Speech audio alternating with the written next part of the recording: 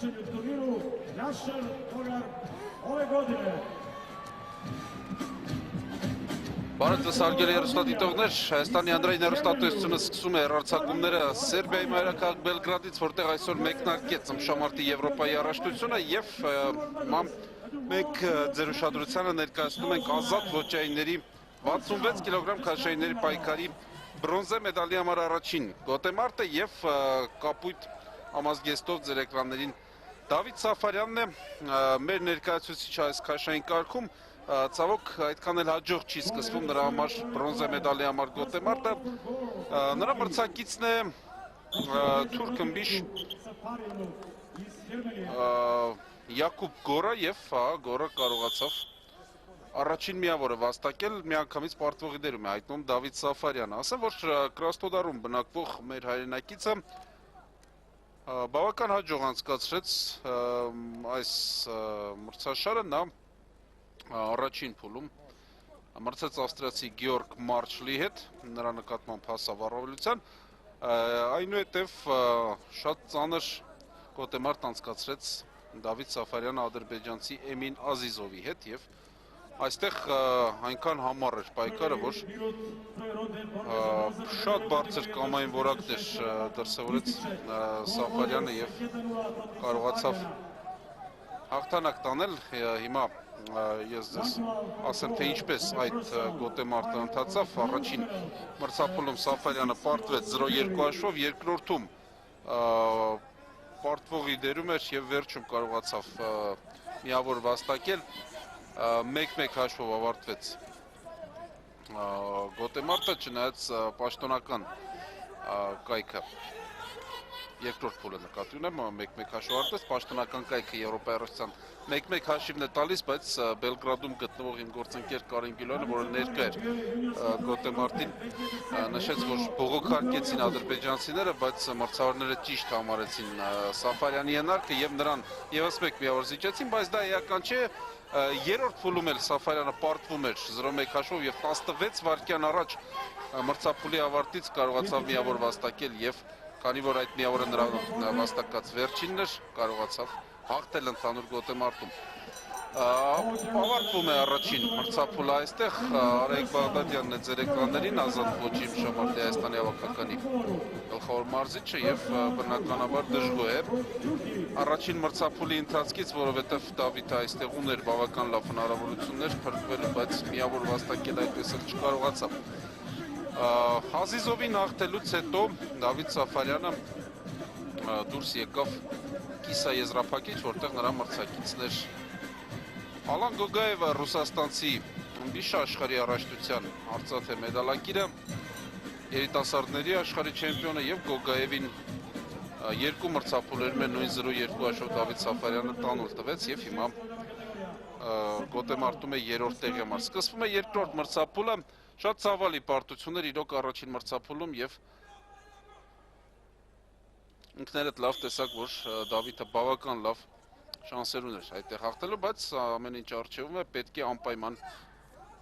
շատ ուշադիր լինել երկրորդում եւ այստեղ հաղթանակ տանել որպեսզի գոտեմարտը տեղափոխվի երրորդ մրցափուլ փորձում է հիմա Դավիթը հասնել մրցակցի ոտքին բայց Յակուբ Գորն էլ բավական ակտիվ է այնպես չէ որ նա որոշել է պաշտպանվել Ինչ վերաբերում է Սաֆարյանի այս մրցակցին Յակուբ Գորին, ապա թուրք ըմբիշը պարտություն կրեց ավելի վաղ փուլում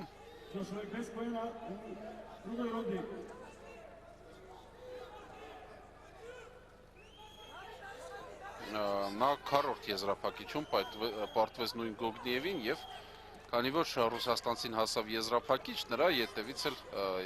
Գորը եկավ եւ հասավ միջև այս գոտեմարտը Սաֆարյանը նորից քիչ էր մնում հասնել ոտքին, բայց միջև վերջ չստացվեց 1 րոպե 15 վայրկյան է արդեն անցել երկրորդ մրցափուլի սկզբից չկա միավոր առայժմ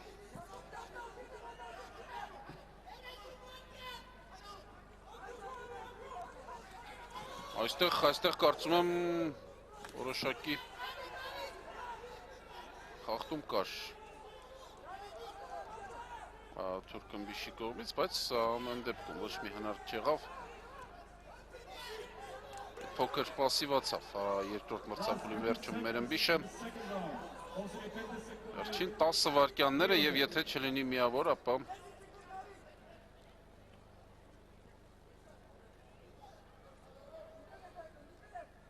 այդպես էլ կա, երկուստ էլ չպայքարեցին եւ հիմա վիճակահանություն քաշելու է Յակոբ Գորը, տեսնենք որ գույնը կքաշի, եթե ստացվեց կարմիր, ապա շատ ծանր կացության մեջ կլինի Դավիթ Սաֆարյանը, բայց ոչ կապույտն է հանում, մեզ կարելի ասել հանեց Թուրքմբիշը եւ ցույց է տալիս Դավիթ Սաֆարյանը որ ոտքին է բռնելու, ձախ ոտքից է գրոհելու մրցակցի եւ հիանալի հնարավորություն վերականգնել հավասարությունը մրցափուլերի արդյունքում անպայման պետք է օգտագործել այս շանսը եւ այո, վարպետորեն շատ հանգիստ Սաֆարյանը կարողացավ միավոր վաստակել եւ հաղթել երկրորդ մրցափուլում, շատ լավ է, 1-1 եւ հիմա երրորդ մրցափուլը, որը եւ կորոշի առաջին բրոնզե մեդալը կլինի այս քաշային կարգում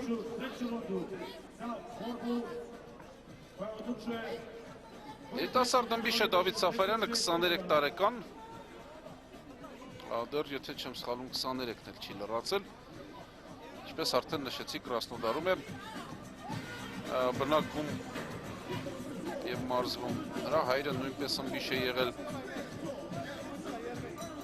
եւ հիմա լավ հնարավորություն